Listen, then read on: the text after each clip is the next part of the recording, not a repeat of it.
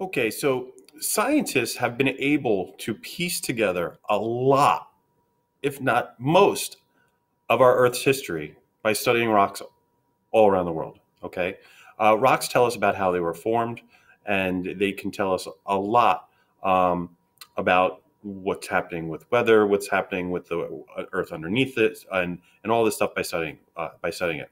The relationships between the rocks, the rock layers, the fossils, the folding of the rocks, the faulting of the rocks, the intrusions of the rocks, the cracks in them. All of this stuff tells us a big landscape of how the Earth has grown up throughout history.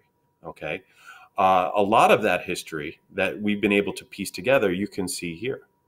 Okay, we can go back a few million years. We go back 2.5 billion years. Okay, the Earth has been here around 4.6 billion years, but you can see here, according to on this one, we have a pretty detailed graph of the different types of organisms that lived in the different types of eras and eons throughout history. A lot of that is from just digging and excavating, because the deeper we go, the older we get. The more towards the surface, the more recent things are. And we can study lots of different things, what type of animals lived by studying their fossils, what did they eat. All of this different stuff can be found by studying the Earth and the rocks that make it up and the fossils that we find in them. So it's pretty interesting.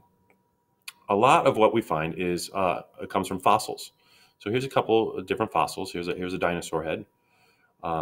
There's a leaf fossil. This is petrified wood. This is what happens to wood when the mineral when it fossilizes, okay, and actually turns into a fossil or a rock.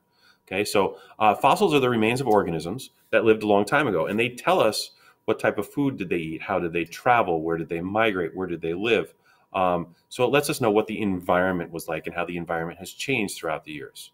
Okay, fossils are usually found in sedimentary rocks, because remember, sedimentary rocks fall down, okay, due to gravity. All rocks fall down, and they can kind of bury an organism that has passed away, died, or gets trapped, and then it cements around them. Okay, so you can see it here in this fossil here. So, like I said, these fossils can be used to study past climates and environments that existed in the past, which is really neat. What you need to know about fossils, okay, for this year. Okay, you're just going to have to remember that the youngest fossils are found at the top of the Earth, or the Earth's crust, and as we dig deeper, we find older and older fossils. Okay, so we can see in the Paleozoic era, we found a lot of invertebrates, jawless fish. Then it turned into jawed fish. Eventually, amphibians came around, and reptiles, all due to evolution. The Mesozoic era is the dinosaur era. You started to see your Triassic and your Jurassic Parks.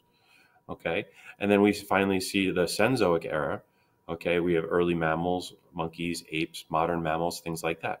So the oldest is down deep, the youngest is near the surface of the Earth. Okay, and fossils tell us a lot about the climates and the ever-changing Earth as we know it.